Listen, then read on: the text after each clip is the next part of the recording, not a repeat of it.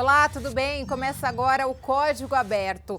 Nessa edição do programa, vamos falar sobre a inteligência artificial e o prontuário médico eletrônico. Uma inovação com segurança na saúde pública. Os benefícios e os desafios da implementação. Segundo o censo de 2024 do Ministério da Saúde, mais de 87% das unidades básicas de saúde utilizam o prontuário eletrônico. Quase todas têm acesso à internet em todos os consultórios.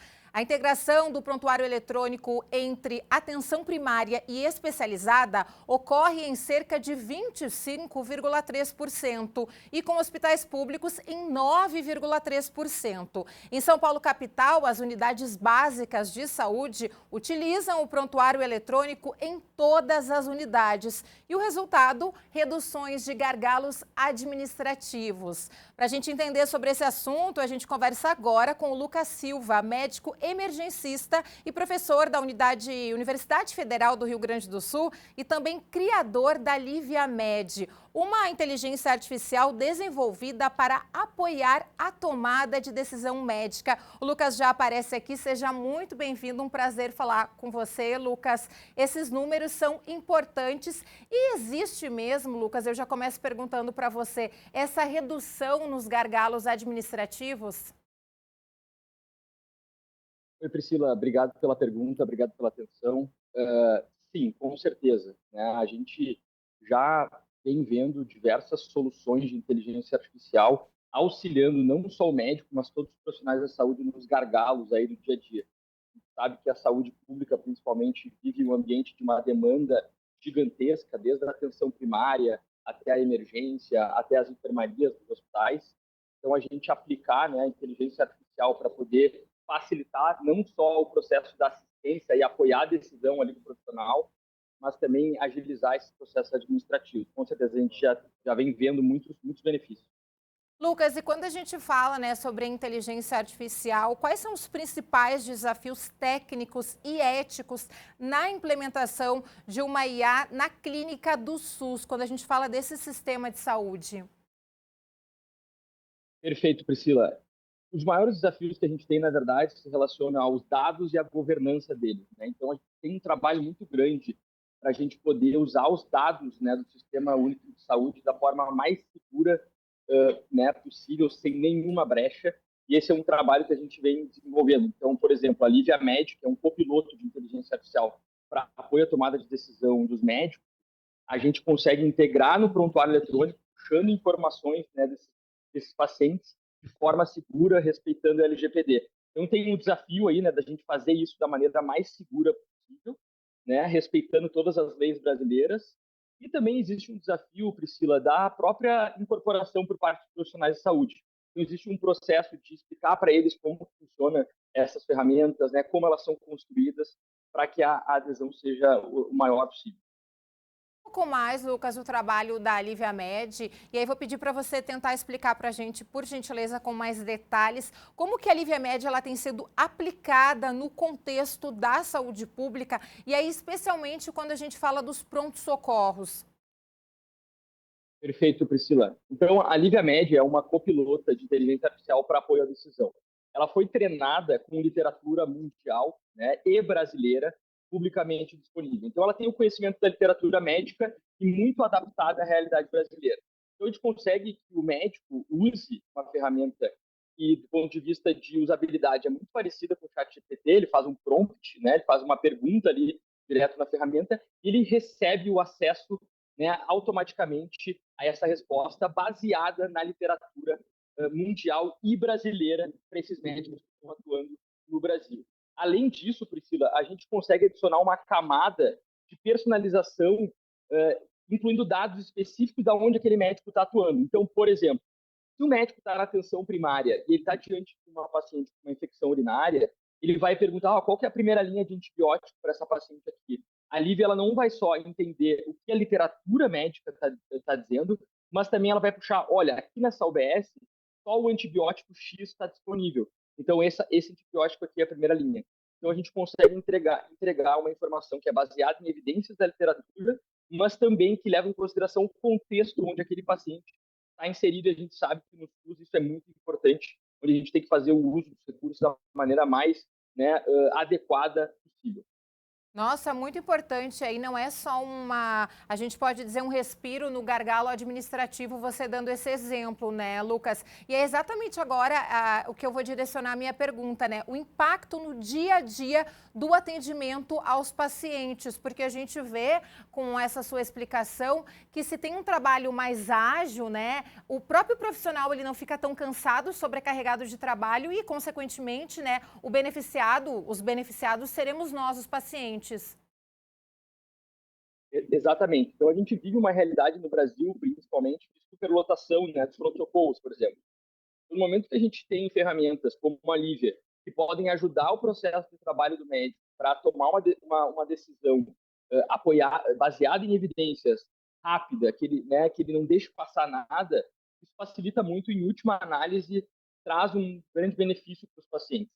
A gente também a gente entende, né, que para esse médico que está trabalhando ali na ponta, não adianta só também a Lívia saber a literatura, ela precisa onde ele está trabalhando, os recursos que ele tem disponível, né, os medicamentos que existem. Então, a gente faz também esse trabalho de poder incorporar o contexto onde aquele médico está inserido para que ele realmente possa melhorar o fluxo de trabalho dele, diminuir um pouco a carga cognitiva, em última análise, né, acertar mais diagnósticos, acertar mais tratamento e melhorar o cuidado da nossa população, Priscila. E quando você faz essa fala, né, Lucas, na sua visão, e a gente pode observar, a inteligência artificial, então, ela pode ajudar a reduzir os erros médicos num cenário de sobrecarga, quando a gente fala do trabalho dos profissionais de saúde? Com certeza, Priscila. Então, a gente, primeiro de tudo, né, a inteligência artificial ela nunca vai substituir o médico. Ela serve como um apoio, né, como uma copilota que a gente gosta de chamar. Então, a inteligência artificial, né, a Lívia, ela está ali para o médico fazer uma dupla checagem, para ter certeza que, no meio daquele caos de um pronto-socorro lotado, por exemplo, a gente tenha uma segunda opinião baseada em evidência que possa nos lembrar, ops, será que não é esse diagnóstico? Ops, será que a dose desse medicamento está correta? Então, ela vem muito mais para nos ajudar, né, nesse ambiente que a gente sabe que ele é extremamente né, pesado do ponto de vista cognitivo. Tem até, Priscila, uma estimativa de que um médico emergencista num plantão, no pronto-socorro, ele é interrompido em média 11 vezes por hora. Então, imagina um médico que está trabalhando no pronto-socorro com 11 interrupções por hora, em média, mais tudo que está acontecendo. Então, essas ferramentas de inteligência artificial, como a Lívia, elas vêm, na verdade, para auxiliar o médico, né, fazer que o processo de trabalho dele melhore e, em última análise, melhore os desfechos dos nossos pacientes.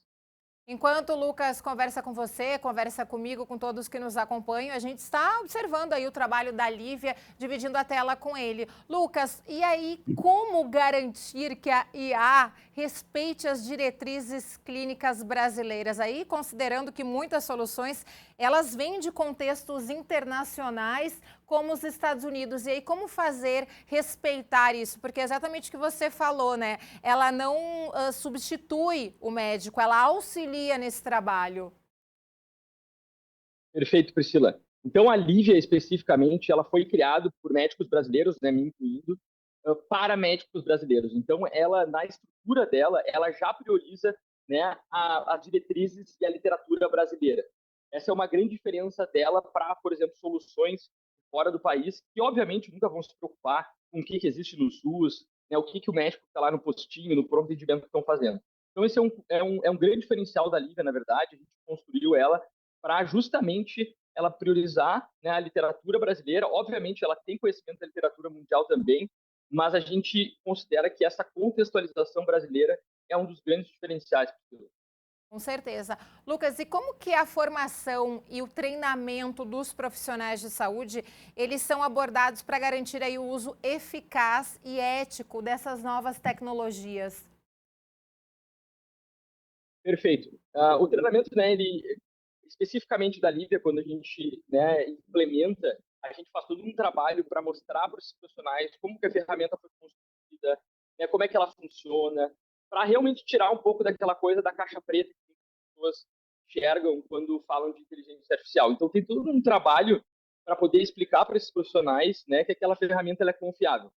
E indo um pouco além, Priscila, a gente precisa fazer isso, né, e aqui falando não só de Lívia, mas de ferramentas de inteligência artificial como um todo na saúde, a gente precisa instrumentalizar os estudantes de medicina, os médicos recém-formados, médicos das diferentes especialidades, a entender como essas ferramentas funcionam, porque elas nunca vão nos substituir, elas vão ser sempre um apoio para a gente.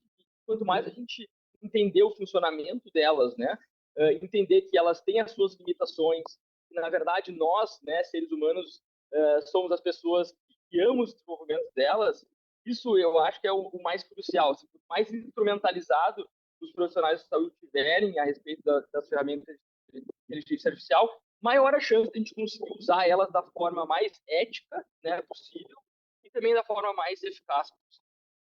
É um mecanismo, uma tecnologia que vem para nos beneficiar muito, mas que ainda surgem e ainda vão surgir, né, Lucas, muitos desafios. Com certeza. E a gente tem que estar muito atento a todos esses desafios, Priscila, para que a gente possa entender quais são eles e atacar eles, ativamente, tentar colocar todos os pingos nos is, todas as dúvidas dos profissionais de saúde, para que realmente a gente consiga implementar essas ferramentas. Ninguém vai implementar uma ferramenta, que não conhece, que não entende. Então a gente tem que constantemente atacar essas barreiras que vão surgir. Silva, médico e também professor da Universidade Federal do Rio Grande do Sul, né? Minha terra, muito obrigada pela sua participação aqui conosco, por dividir este conhecimento, sucesso, e que a gente sabe que os desafios todos eles vão ser muito bem incorporados pela equipe da Lívia e o trabalho aí de sucesso beneficiando os pacientes é garantido. Obrigada mais uma vez. Obrigado, Priscila. Tão importante, né, essas tecnologias. A gente vai para um rápido intervalo e o Código Aberto volta já já.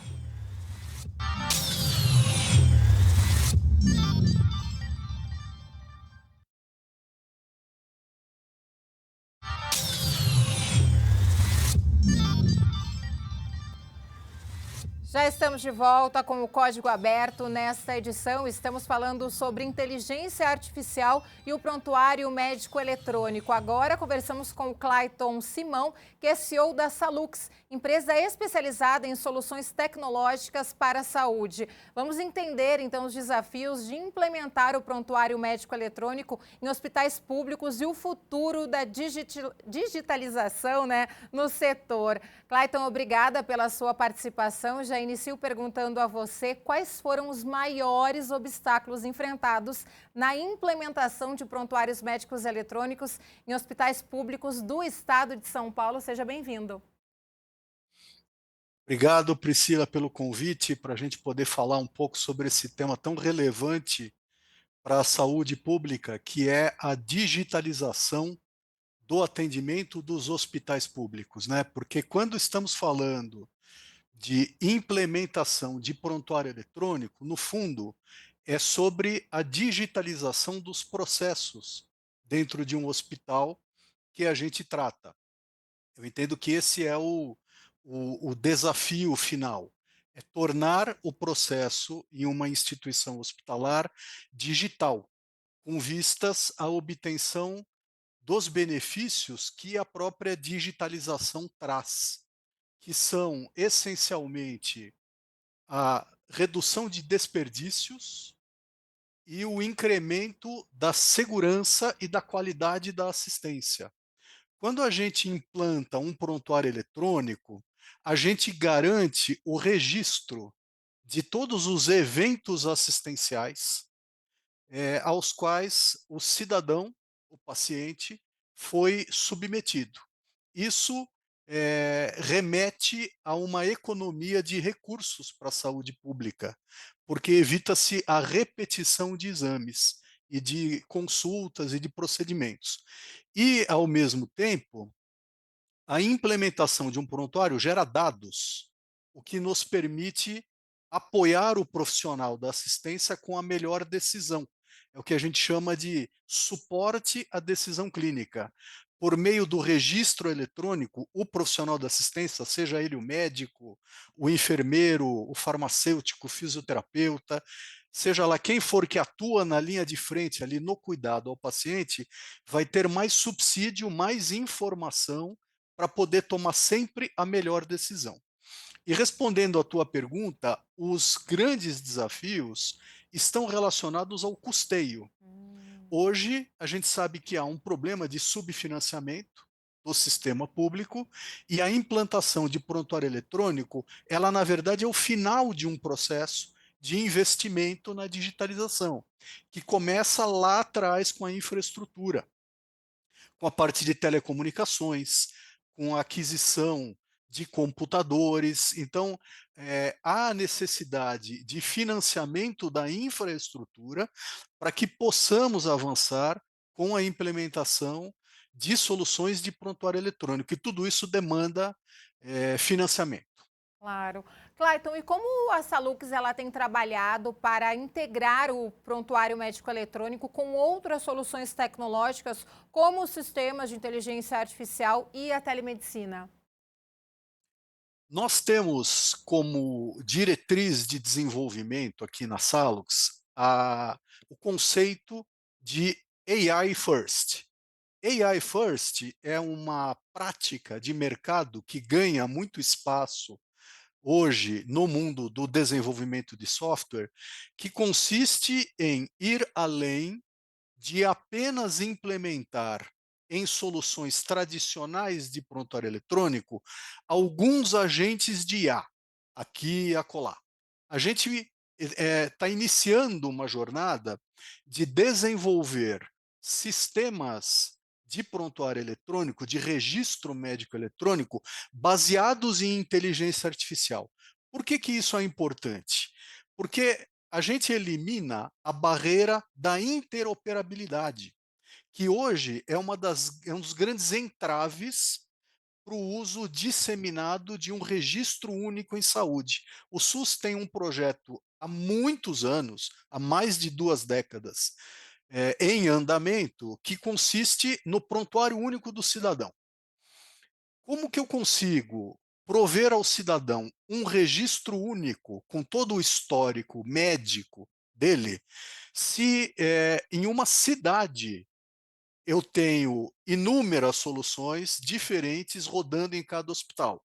Aí você pode extrapolar isso para o estado inteiro e para o país inteiro. A maneira de fazer com que isso se torne possível, o prontuário único, é a interoperabilidade, ou seja, é fazer um sistema conversar com o outro. É aí que entra a inteligência artificial. Todos os padrões de troca de dados já estão criados há muito tempo, mas eles são muito caros e muito difíceis de serem implementados para diversos sistemas diferentes. A inteligência artificial, pela própria arquitetura dela, ela permite uma interoperabilidade nativa. Então, é com o uso de IA que a gente vai conseguir fazer com que todos os dados se integrem, proporcionando assim o tão sonhado prontuário único, registro médico de saúde único de cada cidadão. E você acredita que o prontuário eletrônico ele já se consolidou como ferramenta estratégica de gestão hospitalar no setor público? Como é que a gente pode explicar, Clayton? Eu não tenho dúvida nenhuma de que isso já é uma realidade, embora ainda com grandes desafios, não só na parte de financiamento, como eu falei, mas na parte de adesão por parte dos profissionais das instituições. As ferramentas de prontuário eletrônico, elas estão caminhando para uma evolução no sentido de se tornarem mais amigáveis para o profissional da saúde. Hoje há uma série de estudos que evidenciam que o profissional da linha de frente, lá da assistência, ele gasta mais tempo do que ele deveria gastar interagindo com sistemas computacionais. E esse tempo é um tempo que ele acaba perdendo no trato ali com o paciente. A gente, por meio da evolução dos softwares e dos recursos de inteligência artificial, pretende devolver o tempo do profissional da assistência para a atividade direta de cuidado ao paciente. Como que a gente faz isso? Com reconhecimento de voz, com suporte à decisão clínica. Estamos nos aproximando de um momento, em termos de evolução tecnológica, em que o profissional de saúde vai andar pelo hospital conversando com algum dispositivo móvel, que pode ser o celular dele, por exemplo, e este dispositivo móvel estará em tempo real alimentando o prontuário eletrônico e o registro médico eletrônico daquele paciente. Isso vai trazer mais facilidade de uso, e trazendo mais facilidade de uso, a gente diminui a dificuldade que existe hoje por parte do profissional da assistência em interagir com o sistema. Ele não deveria gastar mais do que 10% do tempo dele inserindo dados no sistema. Ele deveria dedicar no mínimo 90% do tempo dele à atividade de cuidado ao paciente propriamente dita. E hoje essa balança está meio desequilibrada. Ele gasta cerca de 30% do tempo dele preenchendo dados em prontuário. A IA está chegando para diminuir esse tempo e tornar o uso de soluções digitais mais amigável e mais fácil para o profissional da assistência. Ai, que ótimo ouvir essa sua fala. Mas quando a gente fala de tecnologia, né, Clayton, existe a preocupação da segurança dos dados, principalmente quando a gente fala de pacientes. E é uma preocupação crescente. Como você vê a relação entre a tecnologia e a privacidade na saúde pública? Existem muitas normas às quais as empresas que produzem software estão submetidas.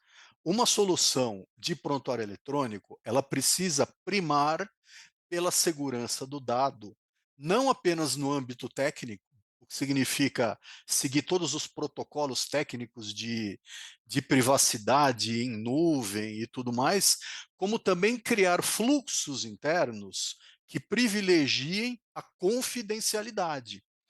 Da mesma forma que eu não posso deixar, pensando no mundo de 10 ou 20 anos atrás, um prontuário em papel solto ali no posto da enfermagem, porque aquilo é informação confidencial, eu também não posso deixar uma tela de um computador aberta num posto de enfermagem com o prontuário eletrônico exposto, porque é exatamente o mesmo risco que está posto. A diferença é que com uma ferramenta de prontuário eletrônico, nós conseguimos criar fluxos, montar alçadas, padrões de acesso que garantam que apenas aqueles profissionais autorizados poderão ter acesso aos dados clínicos de cada paciente. E aí, quando você fala, né, quando a gente fala dessa preocupação do vazamento de dados, como podem ser protegidos os sistemas de prontuário contra os cyberataques, os vazamentos de dados? Como que a gente pode explicar as melhores práticas para garantir que os profissionais de saúde eles estejam cientes e preparados para esses desafios de segurança relacionados, né, a esse uso de tecnologias como essas? Eu acho que a primeira providência é irmos para a nuvem, porque o conceito de nuvem nada mais é do que centralizar os dados em um ente externo que possui uma infraestrutura devidamente montada e capacitada a proporcionar tudo aquilo que existe hoje de mais moderno em termos de cibersegurança. Aquele desenho do servidorzinho que fica ali num canto do hospital e tal, ele é hoje talvez o maior risco à cibersegurança. Então, acho que o primeiro ponto é esse: é uma migração massiva para uma operação em nuvem, que é algo que a gente já está observando acontecer. O outro ponto diz respeito à conscientização das pessoas. A gente sempre fala que cibersegurança ela é um desafio conjunto, ela é um desafio do pessoal da área técnica, para incorporar nas soluções tudo aquilo que existe de mais moderno em termos de proteção de dados, e também é um desafio de cada indivíduo que opera o sistema, porque sempre o elo mais fraco dessa corrente é o ser humano.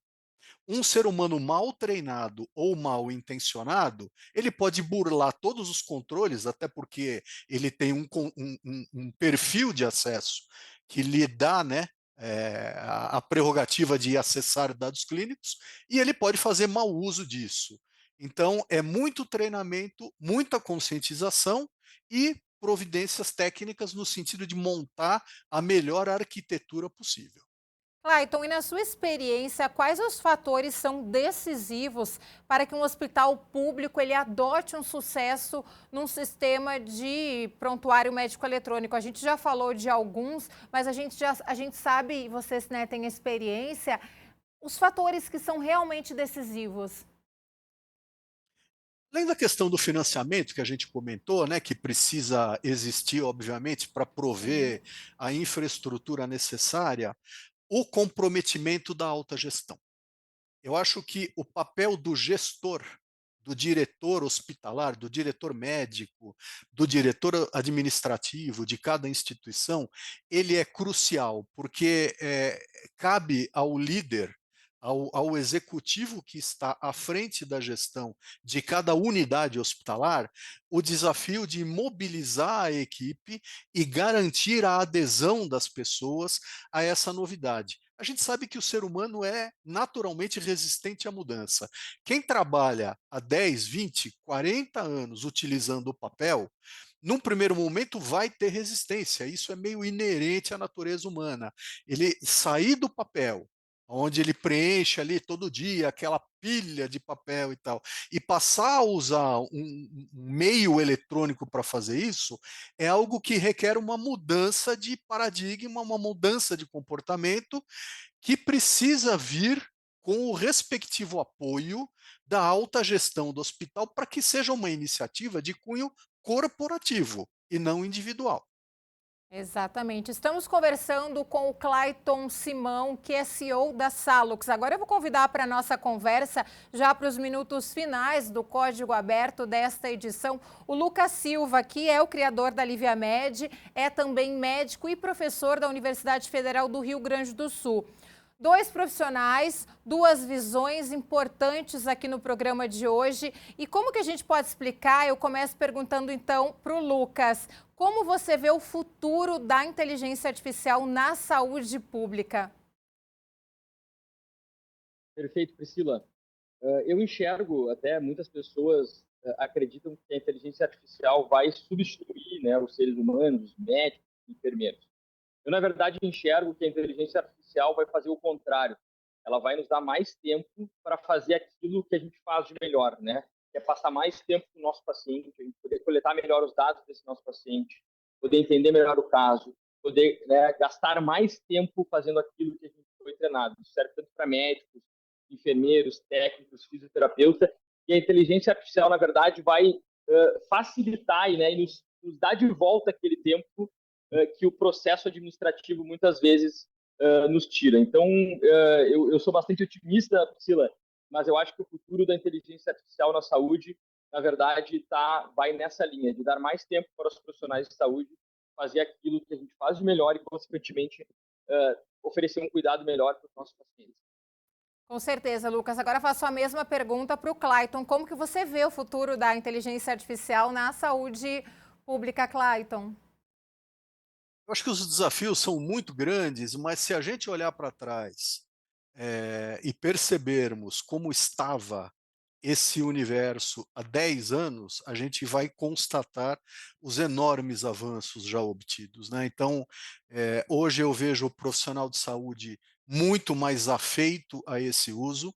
Eu acho que há um grande desafio por parte de nós, produtores de software, no sentido de transformarmos a utilização das ferramentas em algo muito fácil, muito amigável, porque é só assim que a gente vai conseguir a adesão desses profissionais.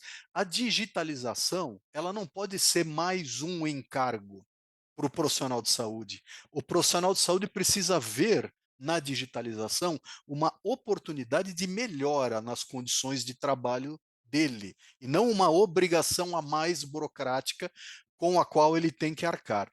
E é precisamente aí, neste ponto, que entra a inteligência artificial, porque a maneira como se vem construindo software nos últimos 20 ou 30 anos é uma maneira que exige uma interface entre a máquina e o homem de entrada de dados, de formulário de entrada de dados. Então tem que digitar tudo, tem que conferir tudo. Quando a gente entra com recursos avançados de inteligência artificial, reconhecimento de voz, biometria, suporte à decisão clínica, a gente está agilizando o trabalho para o profissional da assistência. Então eu acredito que pela primeira vez na história, nos últimos 2 ou 3 anos, o profissional de saúde está vendo com bons olhos, com simpatia e com otimismo, a possibilidade de digitalizar os seus processos, porque a gente está melhorando a oferta da entrega de tecnologia para ele fazer isso. Clayton Simão, muito obrigada pela sua participação. Agradeço também ao Lucas Silva por vocês conversarem conosco, dividirem o conhecimento e digo parabéns para vocês por trabalharem em prol da qualidade da saúde. A gente sabe, a gente sempre gosta de falar, né? Se a gente tem saúde e educação, o resto a gente desenvolve. Muito obrigada pela participação dos dois aqui no Código Aberto. Eu que agradeço. Obrigado. Obrigado, Priscila. E obrigada a você pela companhia. Esta edição do Código Aberto fica por aqui. A gente se encontra. Tchau, tchau.